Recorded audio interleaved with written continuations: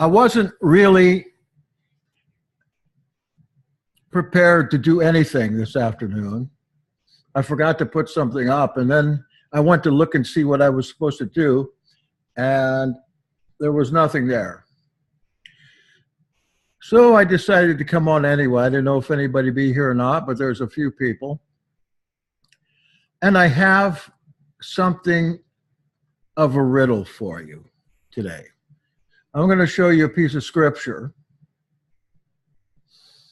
Then I'm going to ask you a question, one question. So I want you to read the scripture closely first, as closely as you can, and then give me an answer to my question after thought, after consideration.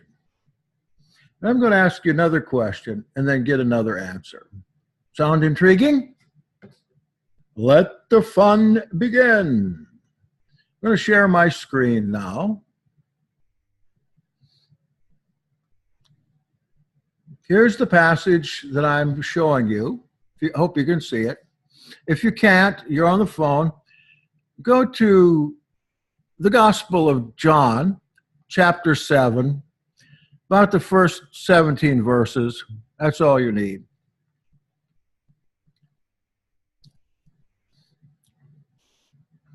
I'll go ahead and read it if you like, but this might be something you might want to look at a couple of times if you want to participate. After this, Jesus went about in Galilee. He would not go about in Judea because the Jews sought to kill him. Now the Jews' Feast of Tabernacles was at hand. So his brothers said to him, "Leave here and go to Judea, that your disciples may see the works you are doing. For no man works in secret if he seeks to be known openly. If you do these things, show yourself to the world."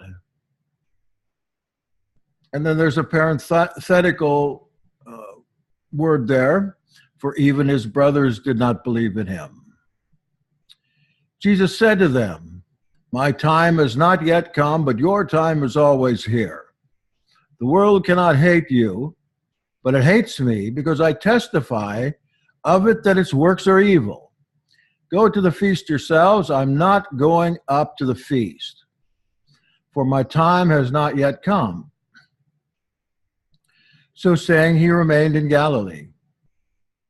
But after his brothers had gone up to the feast, then he also went up, not publicly, but in private. That's about as far as I need to go. If you want another second or two to read that over again.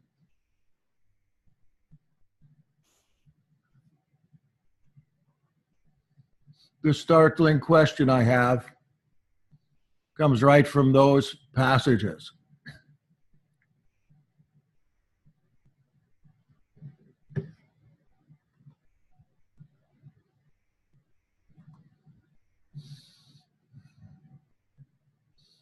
About done?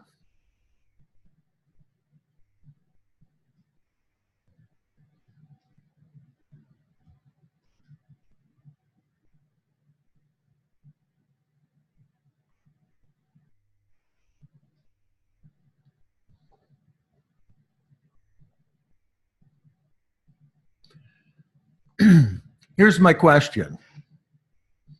Think about it.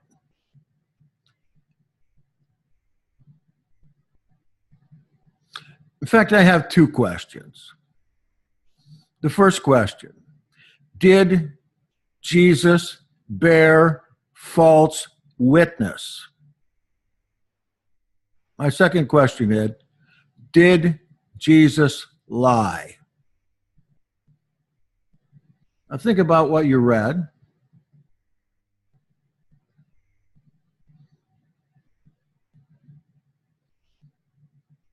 And if you've made up your mind on those two questions, I would ask you to unmute your mic and tell me your answers. You only need to answer yes or no to each one of them.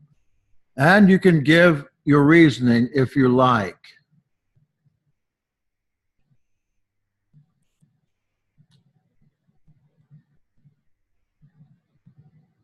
You had a distraction. The questions are, did Jesus bear false witness in that passage? The second question, did Jesus lie in that passage? Sherry weighs in, no and no. You care to elaborate any? Okay, no elaboration.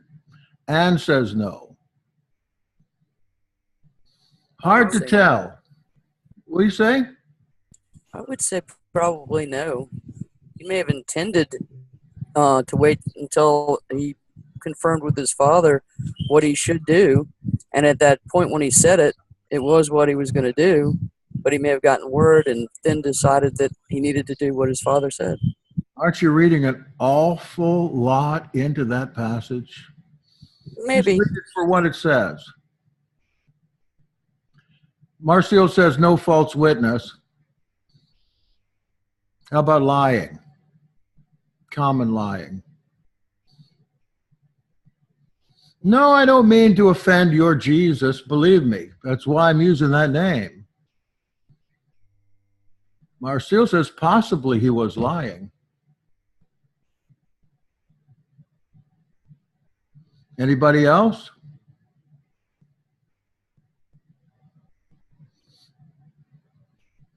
There does seem to be a difference between false witness and lying.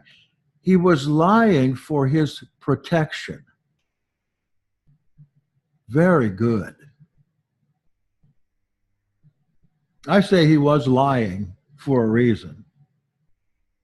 I don't think that he was bearing false witness at all. And I think the two are quite different. To bear false witness, well, primarily what that commandment seems to be for is in case of court or dispute where you have witnessed something and then you tell some other story. Usually you are very well aware of what you're doing. Lying, there's nothing to witness. Certainly, public versus private context as well.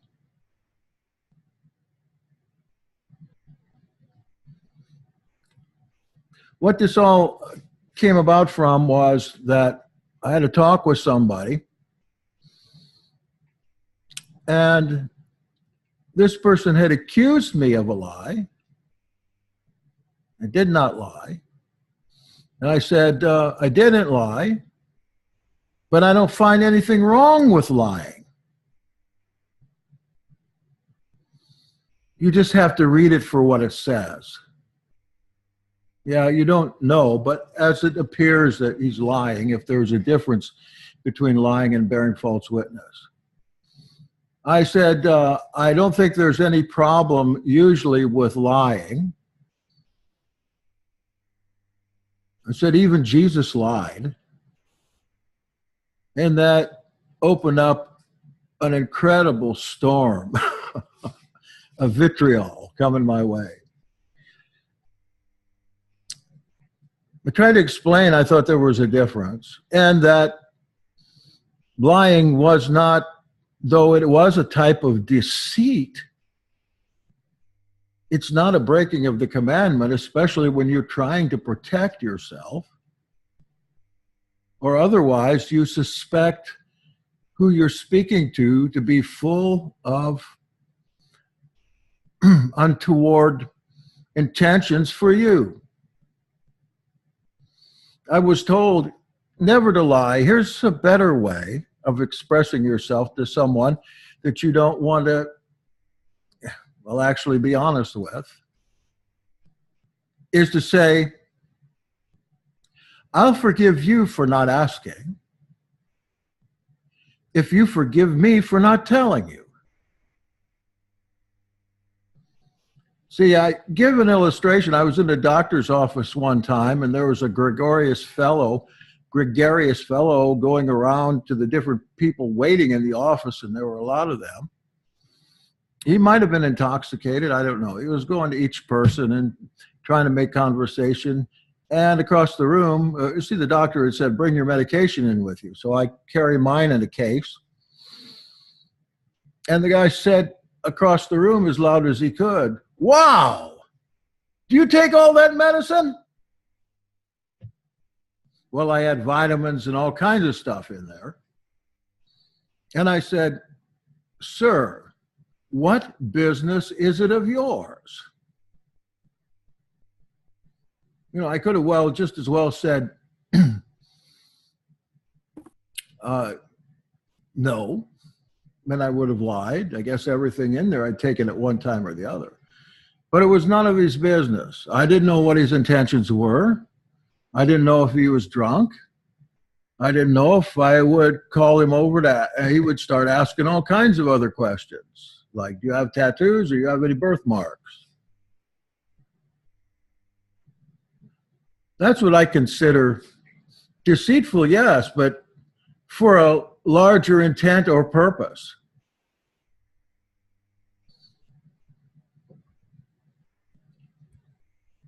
Here's what I'm thinking about the rest. I actually wrote this up in just a short essay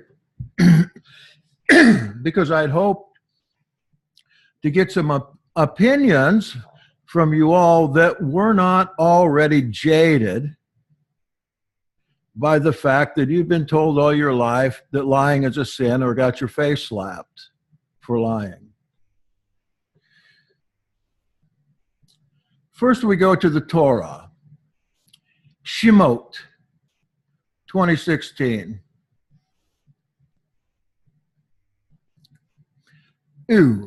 Pseudo martyreses kata tu plerion su. Not false witness against the neighbor of you. Speaking of the commandment here, 3 parties are involved. You, the neighbor, and the other one witnessed to, maybe a judge of some kind. Pseudo martyreses is clearly false witness, exactly. The same phrase is found in the New Testament. In both testaments, the phrase is speaking of basically an act that is witnessed but reported primarily to a judgmental body in the wrong way. And the implication is that this false testimony is reported with a purpose. On the other hand, pseudos, standing alone, just means false or falsehood, sometimes translated as a lie or lying, which has a real prejudicial meaning, I think, because we have been grown up to believe that lying was a sin. I kind of want to know whether it is or not.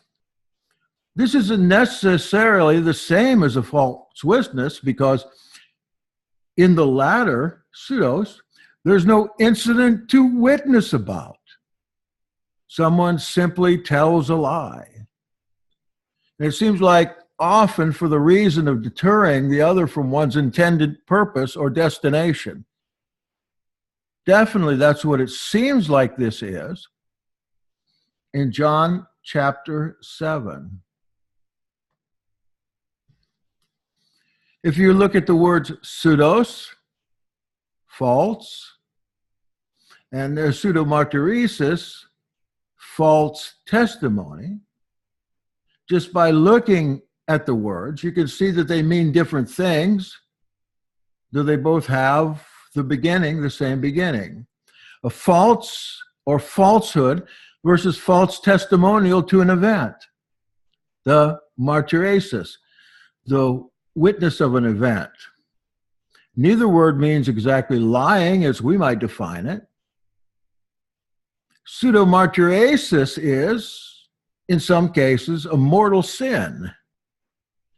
I believe that the 10 Commandments entail disobediences that are mortal, that can lead to death. On the other hand, pseudos is, in some cases, a venial sin, if it is indeed a sin at all. Paul considers a sin. Unfortunately, our English translation of Paul has liars there, when it really should just say false things or false people will not enter the kingdom of heavens. Depends on the situation. This is why Yeshua says, do not judge by appearances, but judge with right judgment at the end of John 7. This citation leads us into the other theological conundrums of John 7, which I'm going to get myself a glass of liquid and come right back.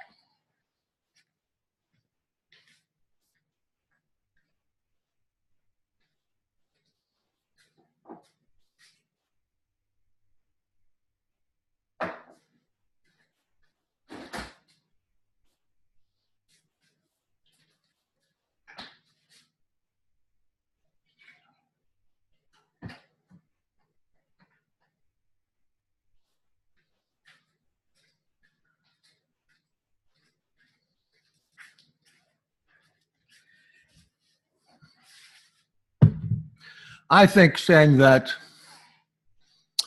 I'll forgive you for asking if you forgive me for not telling you is the same as telling, is the same as admitting to something. Why else would you not want to just come out and tell the truth? We start with John 7:1, and if you have anything to say, please break in at any time. It says, Jesus went about in Galilee. He wouldn't go about in Judea because the Jews sought to kill him. Critical thinkers ponder at the anti-Semitism of especially John's gospel. There are anti-Semitisms entirely through the New Testament, but especially here, as the Jews are delimited as though Yeshua, Jesus, was not a part of them. They're set out by themselves as though the rest of the believers didn't belong to them. And the feasts as well. The feasts of the Jews, or their feasts, is used.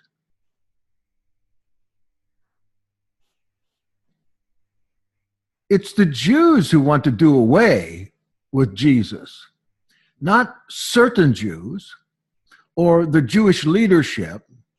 I noticed in some translations today, instead of Jews, they have glossed in Jewish leaders.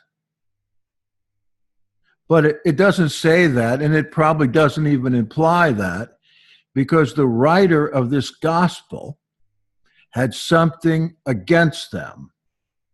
Note that pejoration in the rest of this pericope. There's a couple good words. Pejoration means, something like insults, something discriminatory. For the rest of the pericope, a pericope is a piece of scripture, maybe a verse or a paragraph. And you see the pejoration, especially in the description of the feast in that passage. If you still have it up, you can take a look at it, but I'll read verse 2.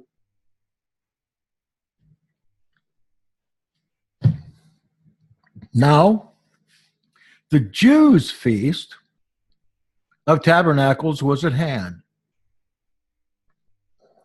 It's as though they had nothing to do with it, the believers. So his brother said to him, leave here and go to Judea so your disciples can see the works you're doing. No one man works in secret if he seeks to be known openly. If you do these things, show yourself to the world. For even his brothers did not believe in him. Now, this is an implication, if not an outright suggestion, that the Jews are indeed adversaries of Jesus, that they are of the adversary as well, are of the devil. And also, you'll see that the ever denigrated family of Jesus are identified with the Jews in parallel. You might have noticed that in the four Gospels and Acts, Jesus' family, who outside of the canon get a lot of press and advanced very far in the faith, but in the canon, the family is always dark. He's always adversarial.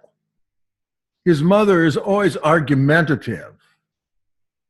The family leadership in the Yahad is dismissed entirely. Though we know from outside sources that especially James and Simon, the two brothers, were extremely active in the leadership of the Yahad until both died.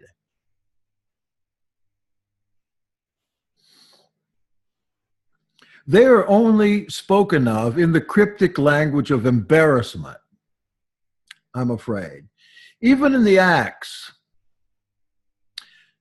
James or Jacob isn't even introduced till the 12th chapter, though it's evident in the non-canonical books and the church histories that James or Jacob and his brothers were the acknowledged successors to the bishopric of the worldwide assembly.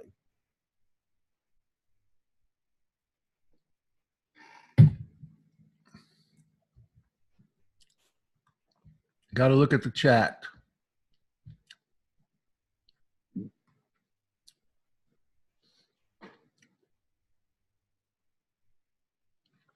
We assume that nothing happened in the meantime.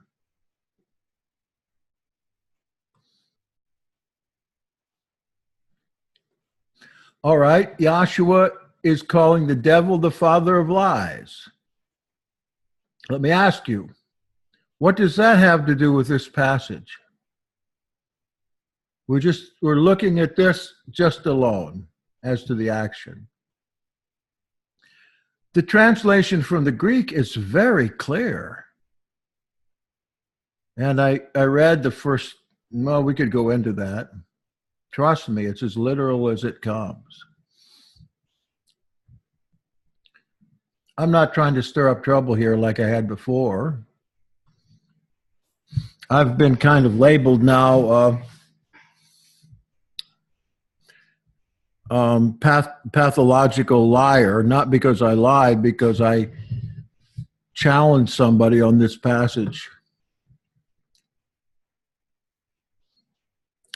In Paul, we find discouraging words also against Peter, James, and the other brothers of the Lord. Why?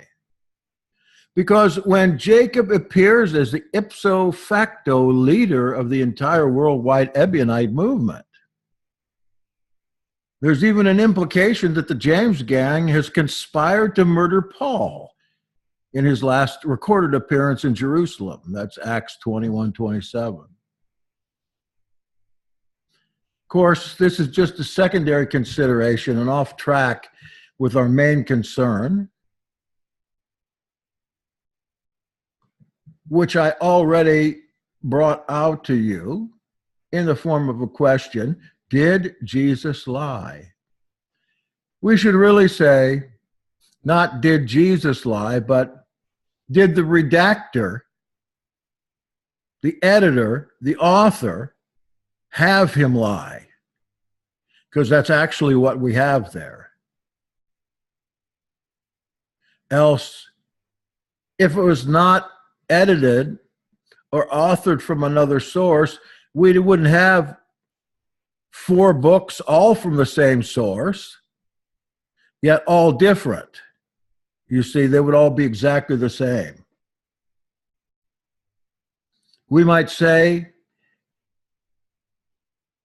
that the later editors of the Gospel of Mark, that is Matthew, Luke, John to some extent as well, what kind of pseudos did they add to the original, not so much text, but the original events of his life? And was the source biased in the first place?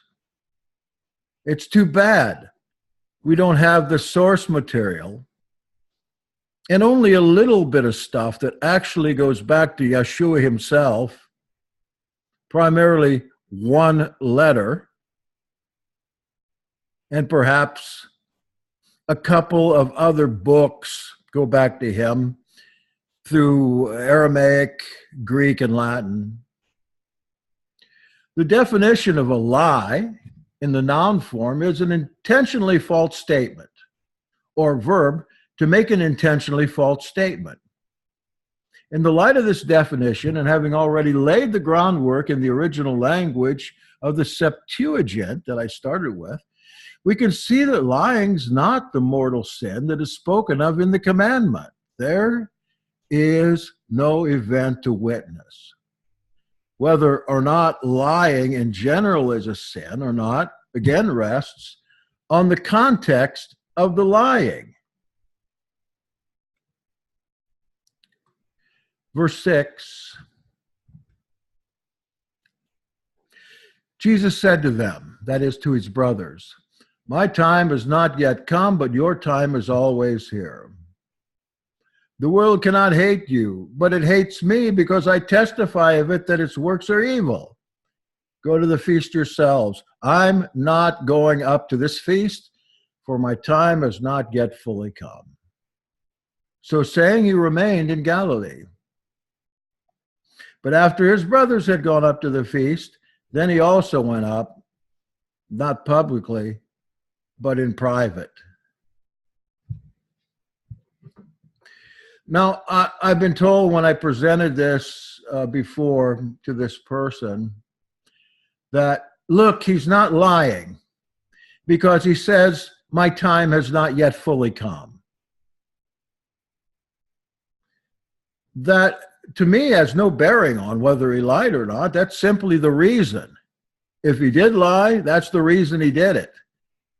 It has no bearing on the fact that he said, I'm not going up. Of course, there's the possibility that he could have changed his mind. Although if we stick straight with the text, that would have to be another implication here. Then why wouldn't he go up to be with his brothers? Because they are identified with the Jews here. The first thing it says in verse 11, after him talking to his brothers and erstwhile lying to them, then we have the Jews again, the beginning of verse 11. So his brothers and family are very strongly implied to be part of the enemy. I was talking with somebody about this. I can't remember who. I never can.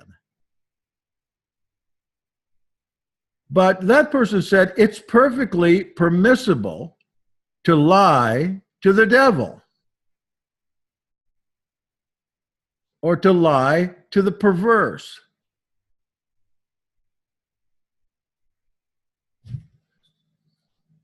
And I kind of wonder, why not? Why not? I mean, in a holy way, you can lie. You don't want people to know your holy agenda. Well, I leave that to you. Within this pericope, we find Jesus' pseudos, that is, his falsehood, and the reason for it. I'm really frightened, well, I was before I wrote this, about using the word lie at all, because of the gut reaction expected of some readers or some hearers unaccustomed to the methods necessary for critically analyzing a text. I've experienced reactions to Jesus lied. They have not been comfortable to me. But we're not analyzing Jesus, even if he lied or not. We're analyzing an ancient text. The two are not the same. As I said at the beginning, my Jesus doesn't lie. Well, I guess my Jesus doesn't either. But now we've navigated the rocky shore of contention. We can go forward in confidence. The shock is over.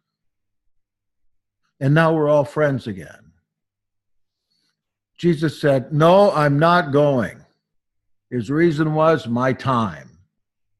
The text then testified that he stayed. He said he wasn't going to go, but if he knew everything, then he knew he was going. That's another implication we use. Not thinking critically that Jesus knew everything. He certainly did not, by his own admission.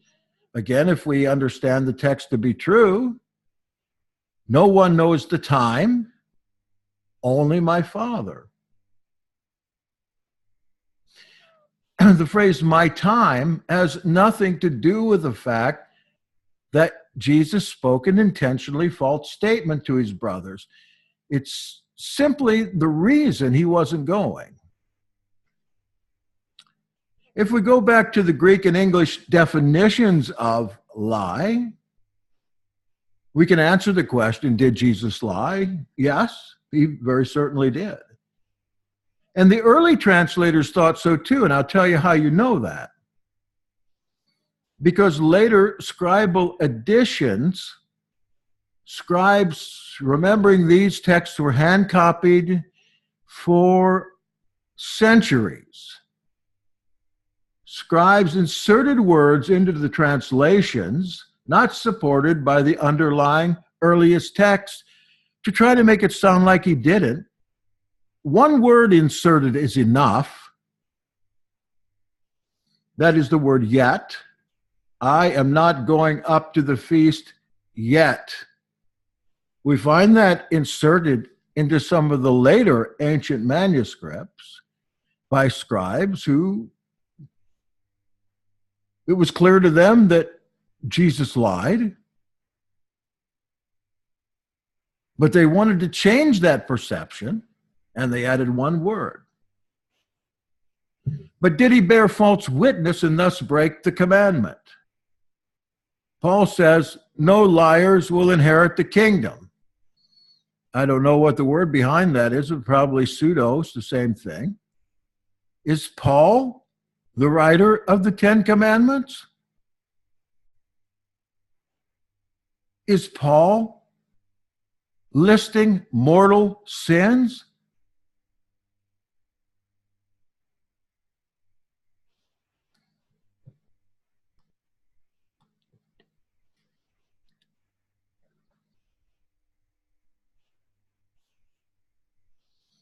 No, he did not break the commandment. The implication here is that if he did indeed live without sin, and these accounts are true, then his prevarication or prevarication, his false statement, his pseudoi, was justifiable and not sinful.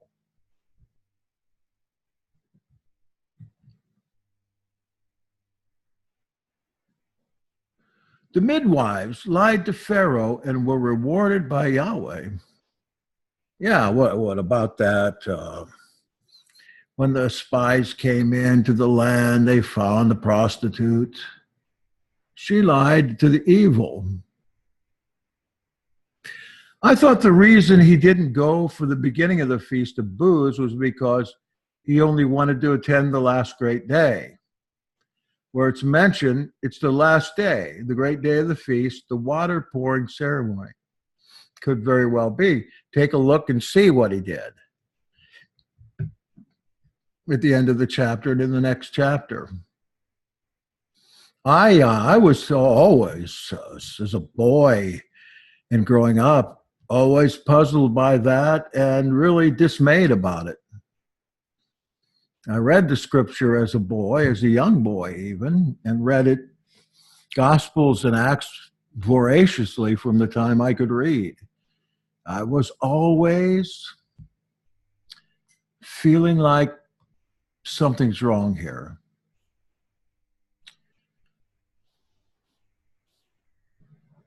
It seems obvious that he lied to his brothers in order to avoid any more discussion on the subject, justifying himself by saying, "My time has not yet come."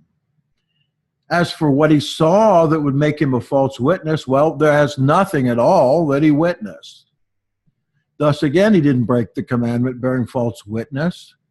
Thus, his prevarication, and I get that right that time, wasn't a sin.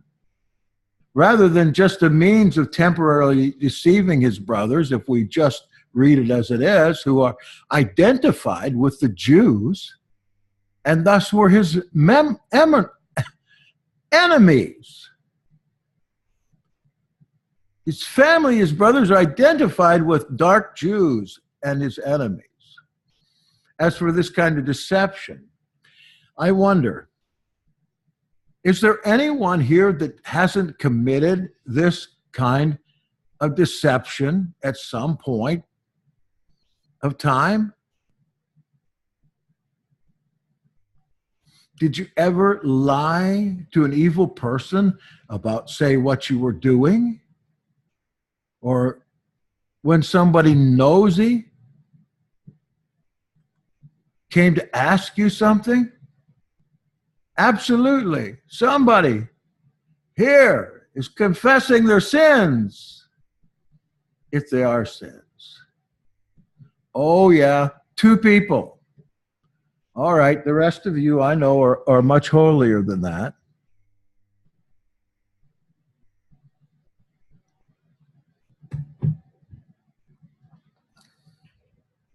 Not you, Sherry. Ah, how disappointed I am.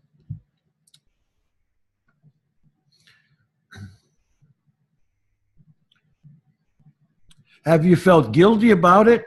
Probably not, unless somebody's made you feel guilty about it by accusing you of being a liar and reminding you that liars do not inherit the kingdom of the heavens. Man, I confess, I've lied more than once. Sometimes I said, like on a phone call, I just got back, when I was really asleep. In the case of a nosy neighbor, does it make a difference what I tell them to waylay them? Or should I say, I'll forgive you for not asking? I think that's ridiculous in itself. I'm assuming, oh, wait a minute. One exegete who remarked on this subject caught the same meaning as I, and also added that such lies were common in the culture, especially lying to those who were not of the same faith. I guess I did get this down. I'm assuming this fellow had surveyed the literature here to learn this, not just popped it out of his head. By linking the brothers up with the evil Jews, the brothers were thus considered to be outsiders themselves, sinners, fully deserving to be lied to.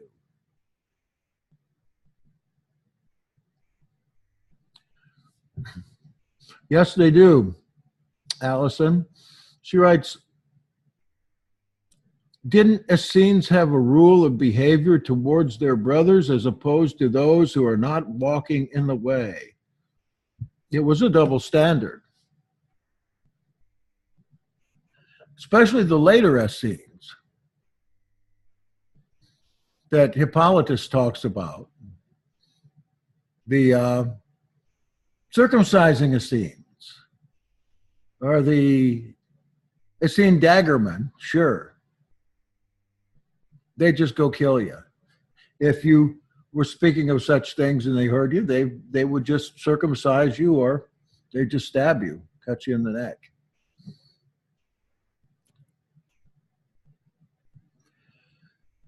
verse 11. Almost done. The Jews were looking for him at the feast and saying, "Where is he?" And there was much muttering about him among the people.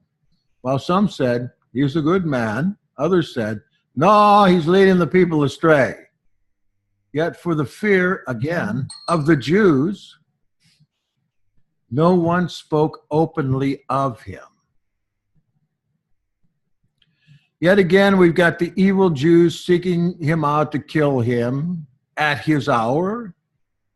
Yet he's considered good by some. Now lying returns. That is, he's leading the people astray. Certainly, if one of the leaders of the temple or of the other sects of the Jews, they would see him as leading the people astray. This mention is simply part of the chiastic parallel of verse 8. Go back and see. You know that this gospel is replete with parallelism. We need to do a study on this someday. If we map the parallelism in the Gospel of John, we'll find that the majority of scholars are incorrect by saying that this gospel was written by a community, many different people. Mapping the chiasm, understand me? Mapping the chiasm throughout the book is a sure proof that it was written by one person.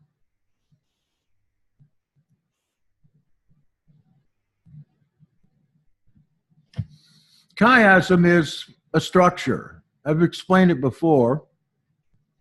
You can see it very easily in John 1:1, the prologue. The structure is A, B, C, B prime, A prime. So you'll have an A little section, maybe a verse or two. Then you'll go to the end of the chiasm, and you'll see those same words popping up again in A prime as an outside parallel or chiasm. Then you'll see a B section of a verse or two, and then down here where the B prime is, you'll see the same words popping up again. And then the C section in the middle is not repeated, but there's always, I call it the key to the pericope in there. Key to the pericope in C. There are just some amazing things you can learn if you go from one chiasm to the other throughout the Gospel of John and just read the C passage, the passage in the middle. Sometimes those chiasms are extremely nested, very, very intricate. But the entire book's done that way, except that part of chapter 8 that doesn't belong in John, the story about the woman caught in adultery. So that you can take verse 1, beginning of chapter 1, and the last verse of chapter 22,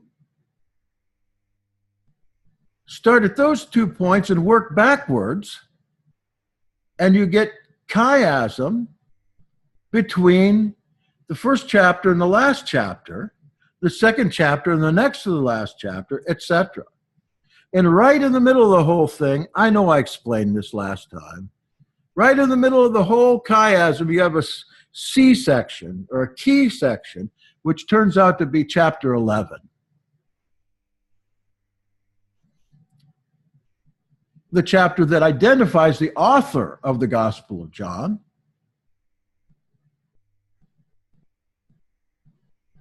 And introduces somebody called the be-liked disciple. I'm getting off track here, sorry. That would be a good little thing to do, tracking down who wrote the Gospel of John. John didn't do it for sure. James Tabor thinks James wrote it. I think I know who wrote it. I think it tells you right in the text. Maybe next time let's find that out if you're game. 24. Do not judge by appearances, but judge with right judgment. Here's Jesus' admonition that closes this interesting and provocative pericope. It's essential that we use critical analysis of some type to get to the bottom of any ancient texts. Appearances, false notions, religious sentiment, defensiveness, emotionalism. Such are not the stuff of getting the redactors or editors' meaning to an ancient text. And indeed, the redactor's sentiment gets in the way of right judgment in a case like this. That is to say, the writer of this has an attitude too. And sometimes it is most rewarding to use his own text to find out something about him or her. And in this book, we certainly can. But like him, our sentiments may also lead us astray from the ancient editor's witness, whether it be true or false.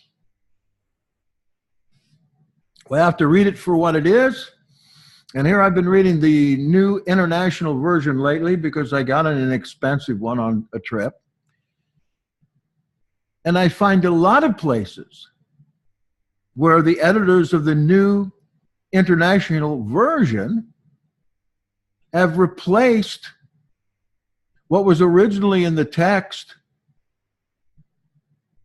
for something more familiar to people. Last night, I was praying with somebody on the phone, and we were reading scripture, and we were reading through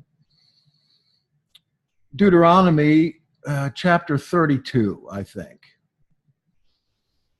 And I was reading one particular passage, that the words of Yahweh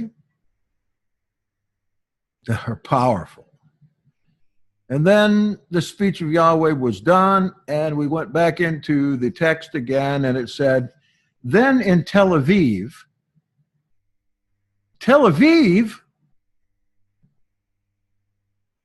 I sure didn't know Tel Aviv existed in 600 BC.